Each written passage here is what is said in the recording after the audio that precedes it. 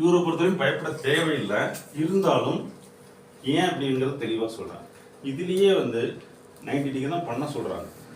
பண்ணலாம் என்ன இது பண்ண ஆகாது. ஏன் அப்படின்னா இடுப்பில் ஆப்ரேஷன் கிடையாது. இப்போ இடுப்பில் எனக்கு ராடு வச்சுருக்காங்க அப்படின்னா இதை போட்டு அமுத்தினா நரம்பு டிஸ்டர்ப் ஆகும். இந்த இடுப்பு வந்து சுவிட்ச் பாக்ஸ் மாதிரி பிரிஞ்சு கீழே வரும் காலுக்கு. அதே தான். பட் இவருக்கு பண்ணலாம். பட் இவருக்கும் அந்த ரொம்ப ஃபோர்ஸ் பண்ணால் அந்த லைன் மாறும். இப்படி பண்ண கழுத்தால செய்தே இல்லையா அதுதான் அது ரிஃப்ளெக்ஸ் எல்லாம் பயப்படுத்து. அதான் மடக்கணும்னு துடிக்கும். அதெல்லாம் வந்து அது ரிஃப்ளெக்ஸ் வாலண்டரி. அதாவது துடிக்கிற மாதிரி கண்ணு துடிக்கிற மாதிரி அது வந்து நரம்பு பிரச்சனை வரும். அது ஒன்றும் பிரச்சனை. அது அவரா சொல்றப்போ வரணும். அது நம்ம அடுத்த ஸ்டெப். சரிங்களா?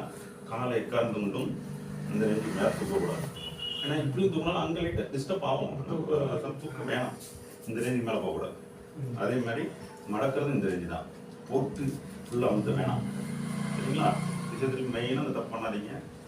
நான் ஒவ்வொரு விஷயமும் அவங்களுக்கு ரொம்ப முக்கியம். அவங்களுக்கு உதவி பண்ணணும். சீக்கிரம் வெளியே வரும். சரிங்களா? அதனால் காலை போட்டு ரொம்ப அழுத்தம்னா இந்த ரேஞ்சு பண்ணால் போதும். 90 டிகிரி. இது மாதிரி போட்டு தொடையெல்லாம் போட்டு அமுத்தணும் அவசியமே கிடையாது. சரிங்களா?